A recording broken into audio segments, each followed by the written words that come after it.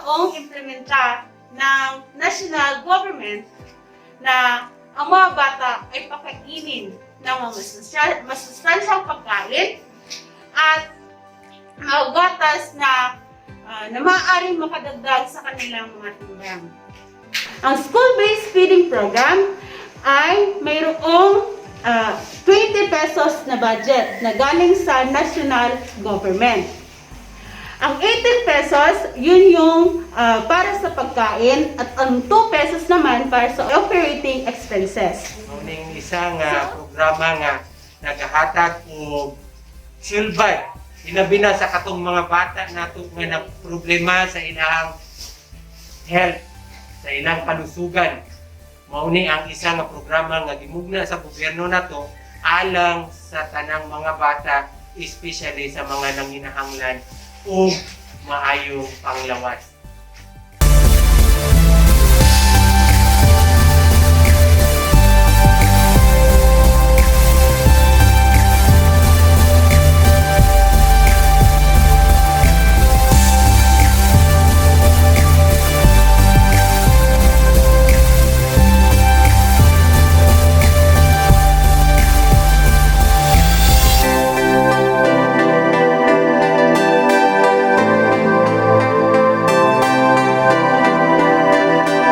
Ay paningkamot da atong principal nakahuye dat maestro kahuye da filok sunod-sunod da maestro lamay tabo umot ani punod budget nda di DepEd 100% money benefit edad kabataan daw mani dat maestro da sir irekani talagsa kunang dat maestro sunod-sunod panahon magpasalamat at supply gamot ani klotri kyang kusla gawato gamot ani tagatas lat no kahuye school to madibilok tunguri paningkamot la ida estudyante kamuye ana-mana ma-increase si ibang lawas la kang hilawong la amda di paningkamot la paabuton di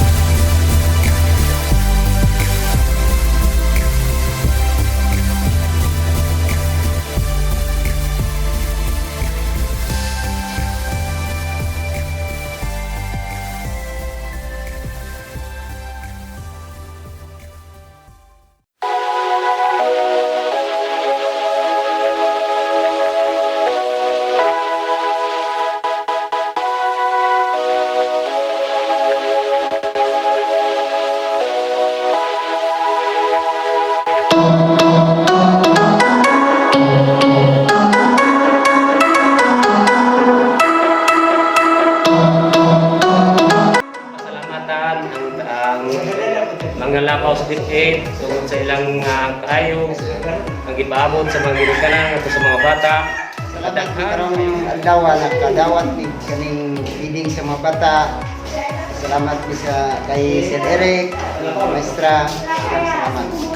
Maraming salamat po dahil dito malaking maitutulong ito sa aking anak at dahil din dito marami rin itong maidagdag sa kalusugan ng bata. Kalbo mo na magtutulyo, ano di Sir Eric. Nagoy sa tubot kasalamat mo. Tungod di dalo sa maagi.